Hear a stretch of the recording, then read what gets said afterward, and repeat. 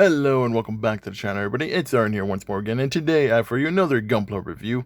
This time right here we're going to be tackling one of my earlier kit bash model kits I did back when I started the hobby. This right here is my custom Strike Rouge I.W.S.P.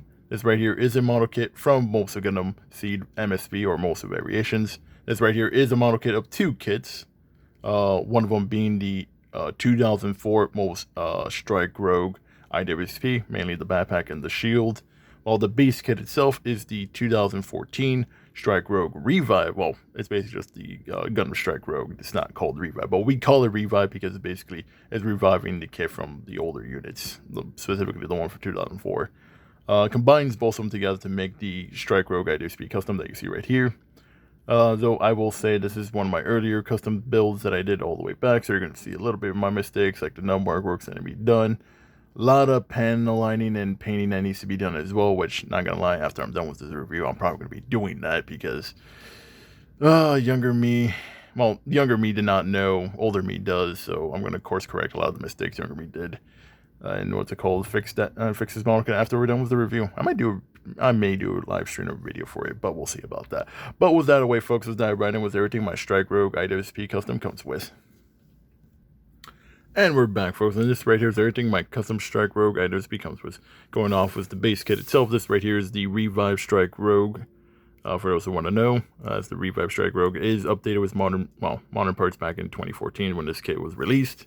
But overall, its detail work's actually really great. I actually kind of like this a little bit better than the old high grade from the 2004, which I did build as well. I will say there's a little bit differences, as the old 2004 high grade being way more bulkier and a little bit much more shorter. This thing's actually slightly much more taller than that. I kind of wish I still had those model kits. I kind of destroyed them for other custom units that I did. But what's it called? Tell you how short they were. Do I have anybody that's pretty short? No. Sorry, that was a saber. I'm trying to figure out who I have that's pretty short. What's it called? Okay, actually, you know what? I actually do, because I always do have somebody. So, the old high grade 2004 was around slightly here taller. It was still a little bit slightly more taller, but what's it called? Sorry about that. But what's it called? The Revives actually did get a little bit taller, so just trust me on that. Overall, the detail work's actually great. It's actually much more anime accurate as it should be with like its proportions, which I actually do like. And the Strike overall is one of my favorite model kits because I do love its design. It's like one of those model kits that you first saw when it first deployed, that you was like, man, that's one of my favorites, and it's basically became my favorite. Going from the base Strike Rouge, we got its base weaponry, which is basically its regular rifle that you see with almost all the Strike units you see right here. Basically, this thing is basically two plastic pieces into one. Has the handle that goes right there in the middle. Also has the nozzle right here for the beam for the rifle as well. It has attachment onto it, which you can see right there, can come off right there.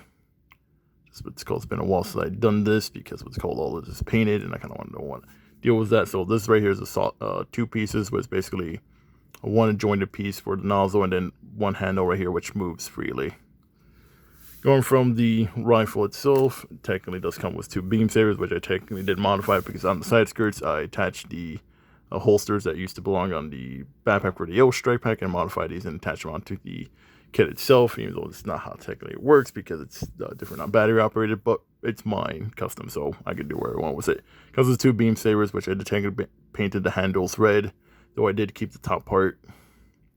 Its top part's the lightish red white that it technically comes with. Technically it does come with beam saber. I was not able to find, because technically speaking, the regular Strike Rouge does come with two beam sabers. I'm not too sure this is the regular height, but this is one of the beam sabers right here. Attaches onto the blades, which we'll see right here right now.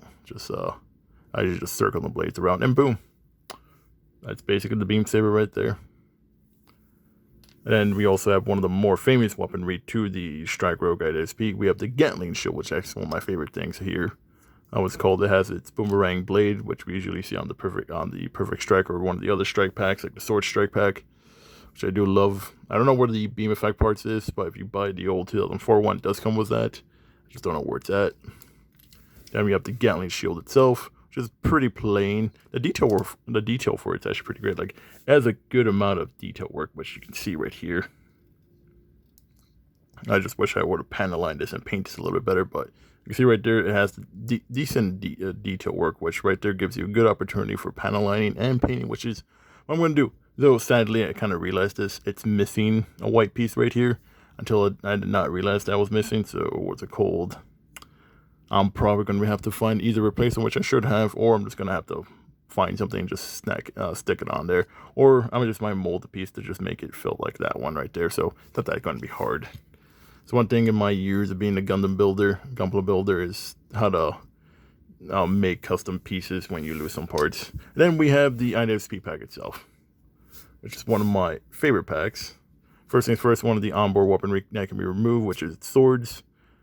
And like always with Bandai, when it comes to like bladed weaponry, these, which is funny because these are in solid gray, which is usually when you get bladed weaponry, usually they're in solid gray. These are actually in solid white. What's it called? Now in the anime, or at least that I've seen, what's it called? The blades are solid white, I think, or gray or bluish, and the handles are either like a bluish gray or like navy blue. I need to go back and check. So what's it called? Though I know what I'm probably gonna do now is paint these later down the line. And then you get the iwsp pack, which I actually do like. What's it called? You can see here. Now movement for this is, there's some movement, like the bottom wings right here do move up and down, so they actually do move, no problem at all. The what's it called, top wings do not move at all, which is a sad thing, but it's kind of fine. They're kind of stationary. The cannons, the main cannons right here, like not the machine guns, that are these right here, what you can see right there. There's the peg horn right there, which attached onto the backpack of the strike. This is the reason why I wasn't too worried when I bought the two different kits, because what's called, same peg point attached onto it with no problem at all. So if you do want to buy this and do this as well, they're not going to have any problem at all with this. But back in the main cannon, these are actually very movable, which I kind of am jealous that an older kit from 2004 has this more movability than the modern kit. I.e., I'm going with the high grade Thunderbolt full armor. High grade does not have this movement for its shoulder weaponry. Like, look at this. You can move this around, no problem at all. And what's it called? And it's actually pretty great movement wise. Ooh, don't worry, that attaches real quick back. Those are the back thrusters for it. But really, it has actually pretty good movement for its cannons. Usually it's actually a lot better than some other what's called model kits that have cannons. Don't have this much range of movement, which actually is pretty nice. Overall, its accessories are not bad at all. I will say, because I forget if the 2004 kit had any sticker sheets. Probably did have a bunch of sticker sheets. I just don't remember if I had them or whatnot. So, but I will say this: there's a lot of opportunity for painting and panel lining. Like, especially if you're someone who's starting out in the hobby or wants to try out how to do panel lining or painting, there's actually a good opportunity. Like, you have good opportunity at panel lining here on the cannons, on the swings right here. You got good opportunity. It's what I'm probably going to do. Like, after I'm done with the review, I'm going to go around and just panel line and paint this. Same thing with the swords. Same, give you a good opportunity of painting if you want to try out painting. What's it called? You got opportunity with painting here. You have opportunity with the shield as well. You got panel line and paint opportunities right there if you want to try to paint a panel line for yourself. And yeah, that is it. Everything the Strike Rogues, what my Strike Rogue iwsp weaponry comes with. Now let's go with the articulations of the Strike Rogue Revive. And we're back, and I'm going with the articulation for the Strike Rogue Revive itself. What's called head, able to bob and weave, no problem. Left and right. Because I will say, be careful with the V for the V fan, because sometimes the thing likes to pop off when you're moving it. So I recommend what's it called. Just be careful with it. What's it called? It's able to spin around 360, no problem at all. Just gotta be careful because this thing did pop off its V fin when I was doing this. So yeah, it's able to go 360, no problem at all. Bob and weave, how you want for these kids. Arm, because it is on the ball joints, this is the Revive. Spin around, no problem at all. Go all the way up. Spin around. It's what you want for your model kits. Torso arm, able to spin, no problem at all. You can see right there. Spinning, spin, spin. And the arms are in double joints, so you're able to bend one way there, double bend there, or if you want to do this kind of bending, there and there, for movement right there for the arms finish. It's pretty great. What's it called? Then we have the hand right here, which is on the ball joint as well. Like most all the Gunpla hands. Just spin around, bob and weave. Overall, pretty good range of motion. No problem at all. Going for the torso of the strike. As this is the Revive, it does have an ab joint, as it does have ab joint ability right there on the torso. Able to spin around, no problem at all. As that is the torso right there, is on a ball joint. As most of the strike bodies right here. And then let me show you the lower torso right here is also the ball joint as well. So that free range motion right there, which is what you want to see with most kids. Actually, it's way better than some other kids too. I'm going to be honest. Like it's got that range of motion, which is what you want with your kids. Side skirts on those polycaps with C clips, like see right there. So they have some range of motion and go up and down a little bit, but because they're on those circle C clips, they actually can rotate, which is pretty good. Just be careful because they will pop off on occasion. Front skirt, free movement right there, no problem at all. Though mine's still connected, so they're moved together. Ooh. Ooh. And that was free range of movement together, but pieces are still connected right there. So free range, they're back together. Legs are on peg points, so Strike Rogue can do a split. This is also what I meant to say was the side skirts will pop off on occasion when you move the legs. That's pretty fine, no problem at all. What's called the leg can move all the way front. So I go from one leg, move all the way front, no problem at all. Could go all the way back from right there. The only problem is, like most Gunpla, the back skirt not movable, so it kind of restricts that. What's it called? Leg right here. You can see right there. Bend all the way. That's just got two different range of motions right there. Is what you like to see right there. No problem at all. It's what you love to see. Leg actually has a good range of motion. It has like upper joint on the leg right there. You can see where it can move up and down. It also has a ball joint on the leg as well. See right there. So I can move around, no problem at all.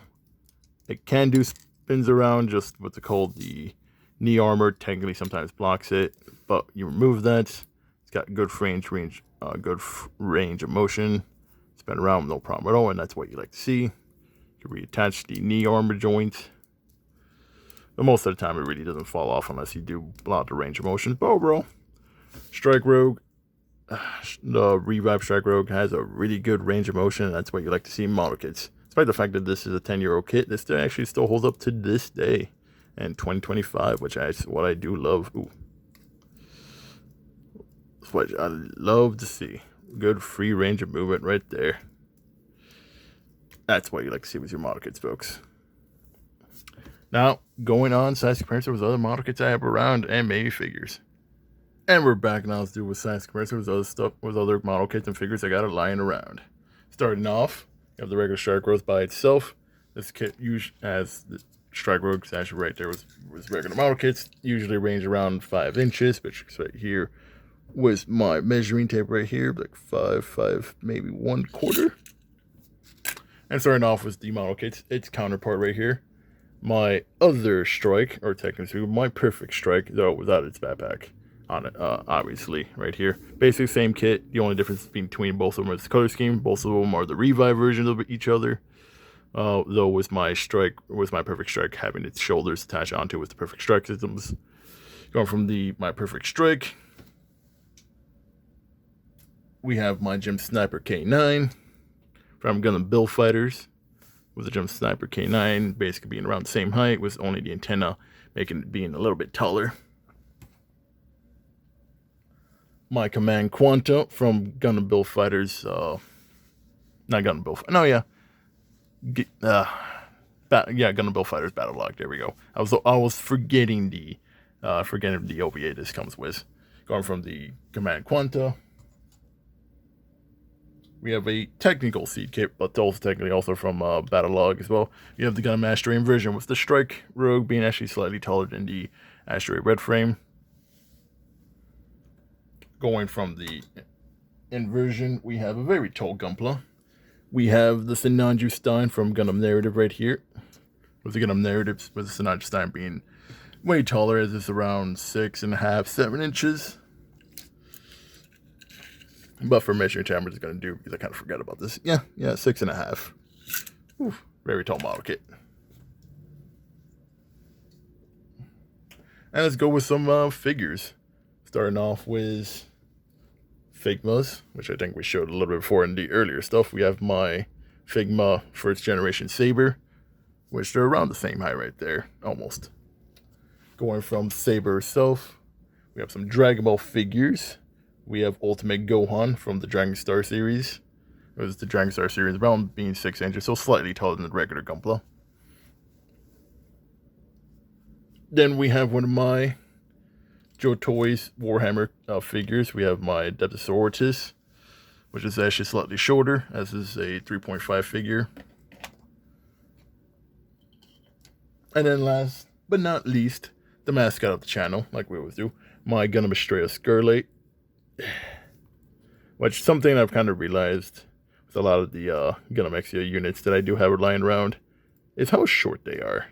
Like, they're slightly shorter than most regular high grades, only by like a little centimeters, but I just realized how short they are. But yeah, that is it for the size comparison. Let's go with final size for my Strike Rogue I.W.S.P. And with that, folks, that is it for the review of my custom Strike Rogue I.W.S.P. Overall, a pretty good custom kit bash that I made all the way back in my younger years when I started the hobby. Overall, pretty great. The base kit of the Strike Rogue Revive is still a great kit, even to this day, even 2025. Still a phenomenal kit. Articulation is still great. Detail work is great. Color accuracy is still great. Overall, pretty great.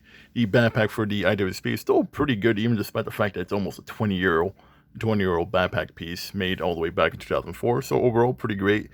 If you feel like picking up both the 2004 Strike Rogue I.W.S.P. and the Revive Strike Rogue just to make this custom kit, I do recommend it. It's still pretty great. Though you're going to be needing some do also a little bit more work as well, like panel lining and painting on the backpack as well, on the shield as well. What's it called? Besides that, maybe some customization you want to do as well on the base Strike Rogue as well. If you feel like doing your own customization as well, yeah, I do recommend it.